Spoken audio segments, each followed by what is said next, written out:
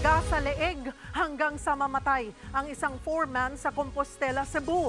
Ang suspect, ang tauhan niyang construction worker na inagawan daw ng misis. Nasa frontline ng balitang yan, ang aming Visayas correspondent na si John Aroa.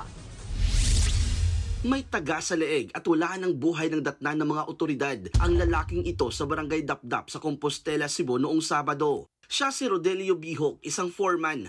Isang tsinelas na walang kapares ang natagpuan sa crime scene. Yan ang naging dahilan kaya natunton ang suspect. Sa hot pursuit operation na aresto sa Jolito Camanse, 43 anyos. Construction worker siya at tauhan ni Bihok. Na-recover sa kanya ang itak na ginamit. Ang motibo sa krimen, selos dahil sinasabing may relasyon umano si Bihok at ang misis ni Camanse. Ayun, na-trigger yung kumbaga yung hatred ng ating suspect. Kung nahuli namin siya, nahuli ng personnel natin, so wala man siyang ibang sinabi, kundi sabi niya, "Sir, patawarin niyo." Ayon sa kaanak ng suspect, madalas itong nagsumbong na niloloko siya ng kanyang misis.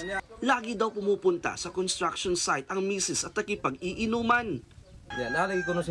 Meron daw siyang problema tungkol sa kanyang asawa dahil di na raw umuwi. Nahuli na niya ang mga yan sa bahay nila. Niyakap ang asawa niya at hinalikan si Rodelio. Bago ang krimen, nag-iinuman pa ang biktima at ang suspect sa construction site ng ginagawang paaralan.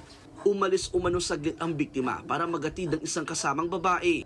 Pero pagbalik nito, dito na siya inabangan ng suspect at tinaga sa leeg. Aminado naman ang suspect sa kanyang nagawa.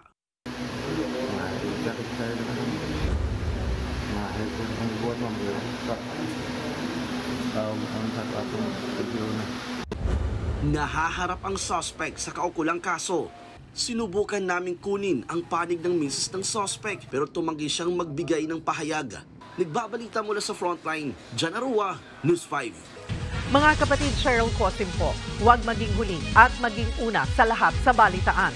Para sa tuloy-tuloy na talakayan sa frontline, mag-follow at mag-subscribe sa social media pages ng News 5.